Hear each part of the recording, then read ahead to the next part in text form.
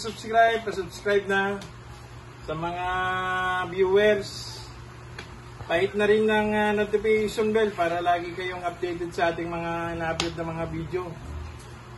At ang last na ating video ay yung CA5 at saka mixer lang.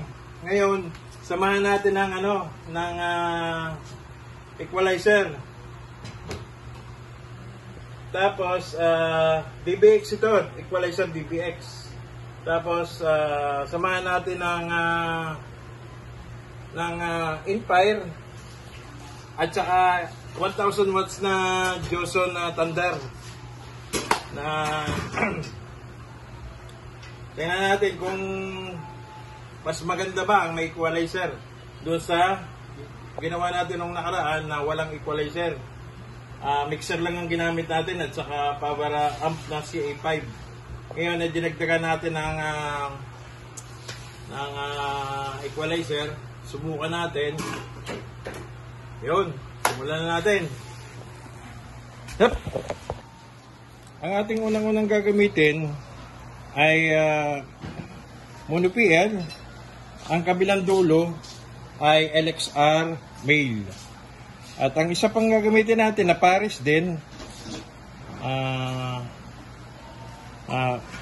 LXR female at saka ang kabilang dulo ay LXR male. Yan. Itong bali dalawang pares na ito, unang-una natin gagamitin dito sa mixer. Pangalawa ay ilalagay natin dito sa equalizer. Ito, equalizer 231 XL. Tapos ay i-connect naman natin dito sa power amplifier na CA5. Yan. Simulan na natin. Lagi tayong magsisimula para lagi tayong masanay dito sa mga beginners. Lagi tayong magsisimula dito sa mixer. Left and right.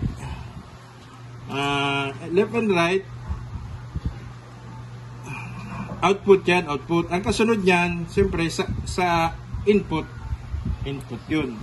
Ngayon, ayusin natin dahil medyo makipot ang ating space yan.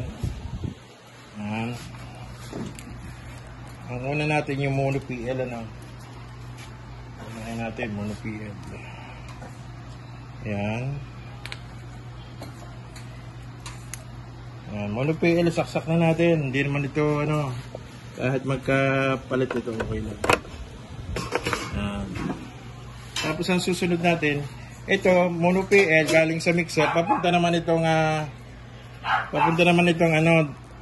equalizer dito sa baba, sa channel 1. Channel 1, medyo madilim lang dito sa loob ng ampli rack. Channel 1 at saka itong channel 2, lalagay ko na yun. Tapos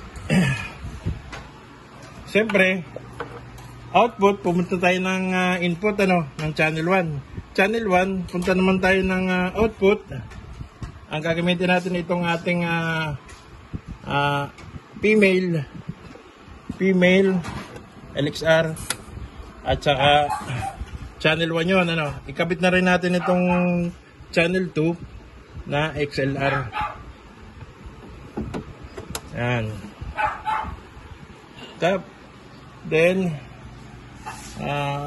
itong channel 1, lagay natin dito sa power amplifier sa input A.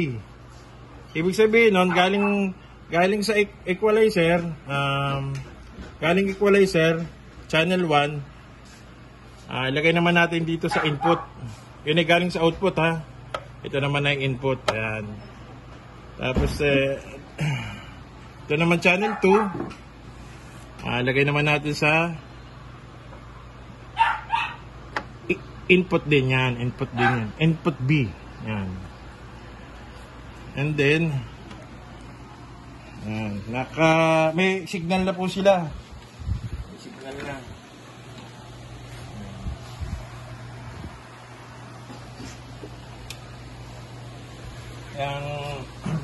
Ito naman po para matesting natin doon sa mga beginners na testingin ko daw yung mic sa mixer, yung wireless.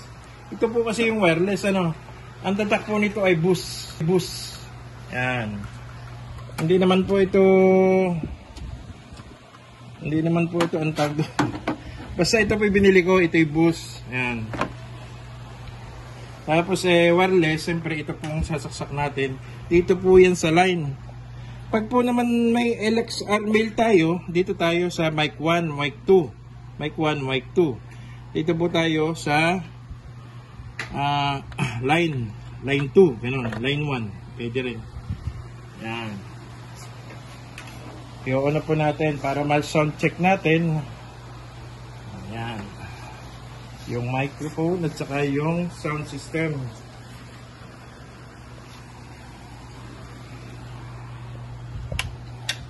Yan, naka-on na po. Saka yung mic. Yan. Ito po, naka-on na yung mic, ano. Yan. Pag po binuhay natin yung wireless mic, na isa lang munang gagamitin natin. Yan. Mag-iilaw din po yun. Kulay green din. Yan. Pag pinatay natin yun, patay din, ano. Hello.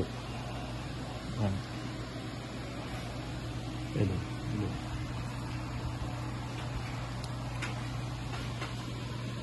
Tapos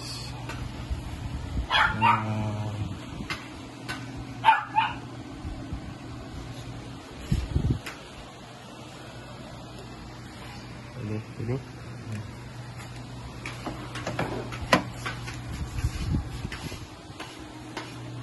Yung speaker pala nakalimutan natin ikabit. Ito po, speak on.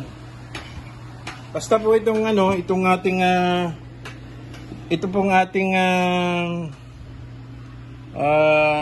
power amplifier, stereo po dito sa likod, ano. Tapos itong speak on, yang gamitin natin sa kaning mga ano. Yan. Basta naka-stereo siya. Tapos, kabit natin yung... Ang gagana po ay itong Inspire. At saka po itong Johnson natin na Thunder. Yan. Na 1,000 watts. Pero CA5 po yan. Alas 3 lang po ang ating ang ating volume. Dito naman po sa mixer, pwede nating ito doon. No? Yan. Bali, ayan po. Sa sound check po natin yung ating mic. Di na po muna tayo magsa-sound check ng ating sounds. Basta yung mic lang po ang ating isa-sound check. Kasi ano po tayo, baka makopyright. Yan. Bali, yung aking pinapatugtog na ano, baka po hindi. Nawawala po kasi yung isa kong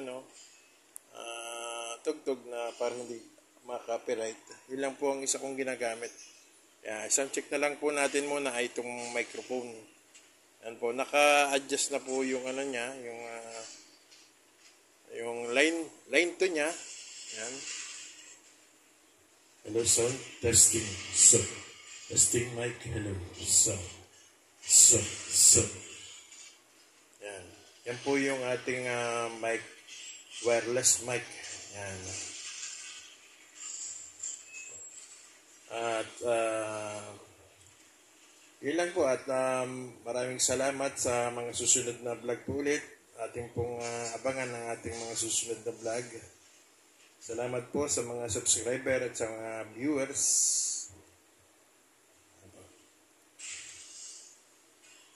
Salamat po ng marami.